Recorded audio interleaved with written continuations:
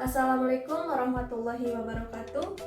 Perkenalkan, nama saya Mary Sudiawati dari Universitas Islam Al-Ihya Kuningan. Saya dari program studi Teknik Informatika, Fakultas Teknik semester 3.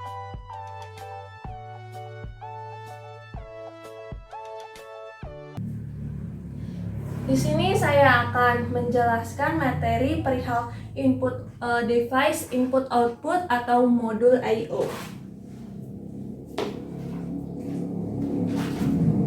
Definisi dari modul I/O yaitu interface atau central switch untuk mengendalikan satu atau lebih peripheral atau perangkat input output. Konektor mekanis berisi fungsi logik untuk komunikasi antara bus dan peripheral, tidak hanya sekadar modul penghubung, tetapi sebuah piranti yang berisi logika dalam melakukan fungsi komunikasi antara peripheral dan bus komputer. Modul I/O adalah komponen dalam sistem komputer yang bertanggung jawab atas pengontrolan sebuah perangkat lunak,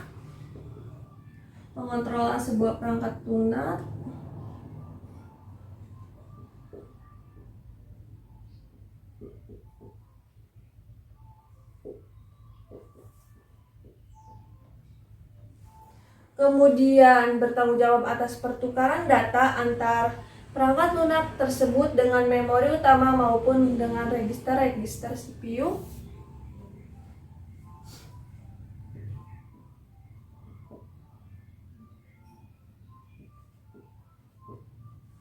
Kemudian antar muka internal dengan komputer atau CPU dengan memori utama, dan antar muka internal dengan perangkat eksternal untuk menjalankan fungsi-fungsi pengontrolan. Dalam modul I/O terdapat fungsi utama. Dua fungsi utama tersebut yaitu sebagai piranti antar muka ke CPU dan memori ke bus sistem, kemudian sebagai piranti antar muka dengan peralatan peripheral lainnya dengan menggunakan link data tertentu. Kemudian fungsi utama sudah saya jelaskan, kemudian ada fungsi modul I/O. Dalam fungsi modul I/O terdapat control and timing,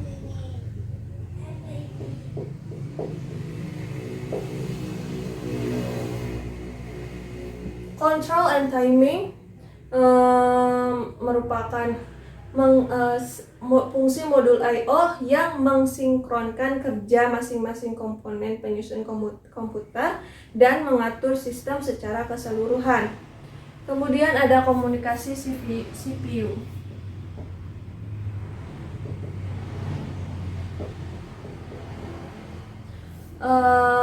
Fungsi ini sebagai media komunikasi dari CPU menuju device eksternal. Yang ketiga ada komunikasi perangkat.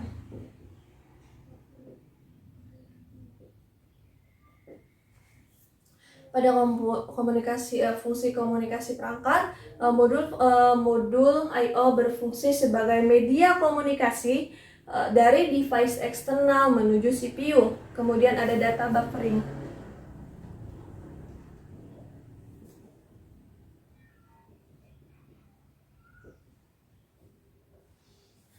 Data buffering berfungsi sebagai penampung data sementara baik dari CPU atau memori maupun dari peripheral. Yang terakhir ada deteksi error.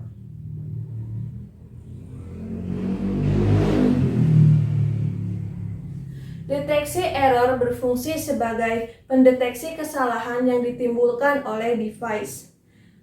Kemudian setelah fungsi utama dan fungsi modul I/O sudah dijelaskan, ada struktur modul I/O.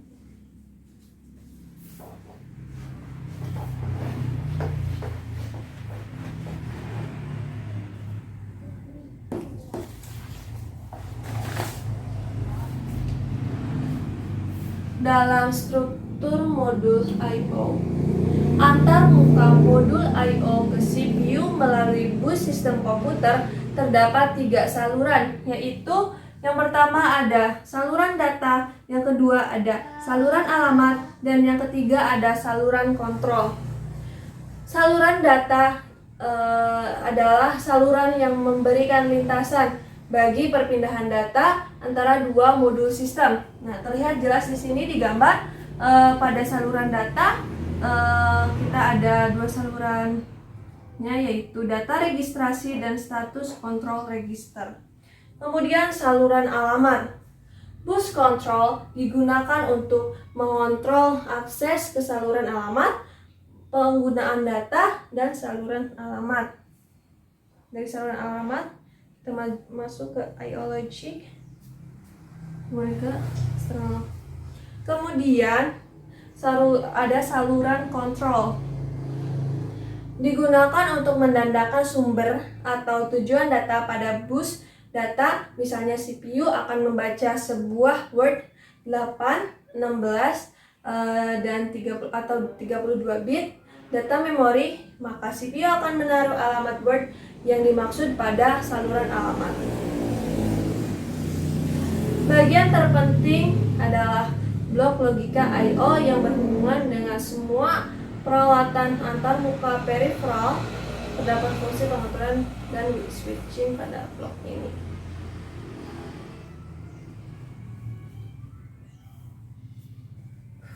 Kemudian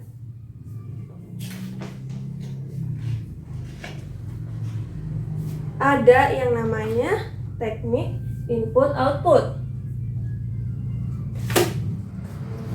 Pada dasarnya, tugas utama komputer adalah processing data atau input-output. Bahkan sebagian besar waktunya digunakan untuk mengolah I/O, sedangkan processing hanya bersifat insidental. Oleh karena itu, bagaimana cara mengontrol perangkat-perangkat tersebut mendapat perhatian besar dalam organisasi komputer. Bayangkan, perangkat input-output yang sangat banyak jumlahnya, dan setiap perangkat memiliki fungsi dan kecepatan sendiri-sendiri. Tentunya memerlukan metode yang berbeda pula.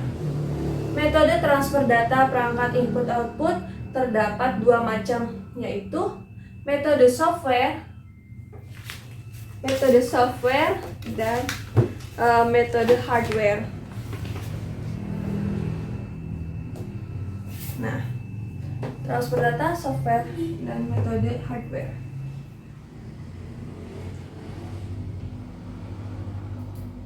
Pada metode software, tugas-tugas mengenai operasi input-output dibuat ke dalam suatu program yang dijalankan oleh CPU, sehingga CPU tidak terbebani secara total dalam operasi input-output. Pada metode hardware, program memberikan tanggung jawab pelaksanaan operasi input-output ke unit hardware lain yang satu input-output terprogram. Pada input-output terprogram, data saling dipertukarkan antara CPU dan modul I/O.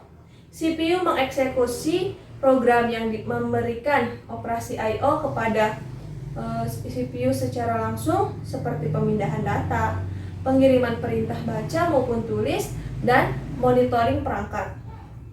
Kelemahan teknik ini adalah CPU akan menunggu sampai operasi I/O selesai dilakukan modul I/O, sehingga akan membuang waktu.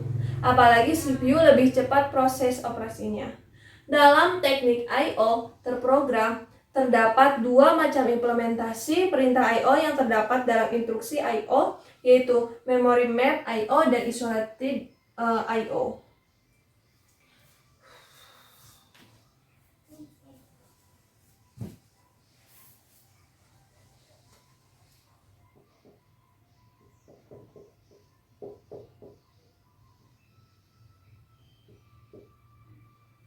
Yang kedua adalah I/O interupsi.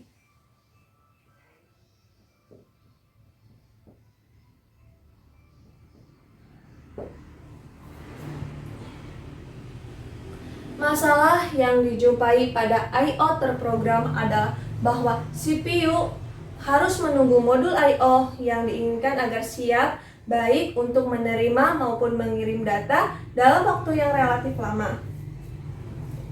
Pada saat menunggu, CPU harus berulang-ulang menanyakan status modul I/O. Akibatnya, tingkat kerja keseluruhan sistem mengalami penurunan sistem. Alternatifnya adalah CPU mengeluarkan perintah I/O ke modul dan kemudian mengerjakan pekerjaan yang lain. Kemudian modul I/O akan menginterupsi CPU untuk meminta layanan ketika modul telah siap untuk saling bertukar data dengan CPU. Yang ketiga ada DMA. DMA atau Direct Memory Access merupakan suatu alat pengendali khusus disediakan untuk memungkinkan transfer blok data langsung antar perangkat eksternal dan memori utama tanpa intervensi terus-menerus dari prosesor. Transfer DMA dilakukan oleh sirkuit kontrol yang merupakan bagian dari antarmuka perangkat I/O. Istilah ini yang sering banyak kita ketahui adalah sebagai controller DMA. Controller DMA melakukan fungsi yang biasanya dilakukan oleh prosesor pada saat mengakses memori utama.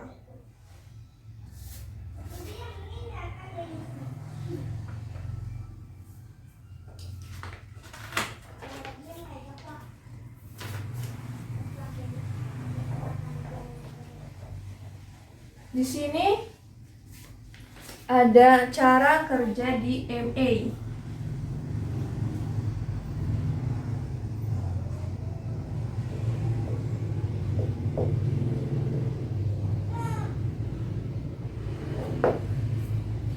Yang pertama, I/O device terhubung dengan DMA controller memberikan instruksi yang harus diproses. Yang kedua, DMA controller mengirimkan pemberitahuan ke prosesor akan ada proses yang dihandle oleh DMA controller. Yang ketiga, ada prosesor menginformasikan ke memori bahwa DMA akan mengakses memori untuk pemrosesan suatu instruksi. Yang keempat, DMA controller terhubung dengan memori dan akses alamat data yang diperlukan.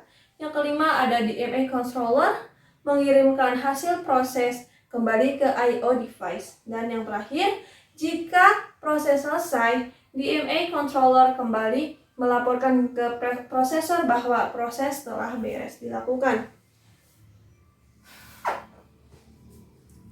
Fungsi DMA itu sendiri adalah agar CPU dapat melakukan pekerjaan atau instruksi yang berbeda ketika melakukan operasi baca tulis dari perangkat periferal.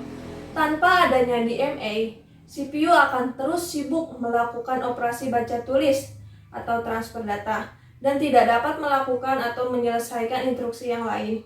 Dengan adanya DMA, CPU cukup mempersiapkan DMA chip dengan cara memberikan beberapa informasi seperti jumlah data bit yang ditransfer, alamat dari device dan memori yang diperlukan, dan arah dari aliran data tersebut. Setelah itu, DMA chip sendiri yang akan menyelesaikannya.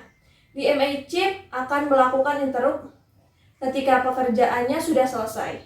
Selama DMA chip melakukan tugasnya hingga muncul interrupt, CPU dapat menyelesaikan instruksi yang lainnya. Demikian penjelasan saya mengenai modul input-output atau device I/O.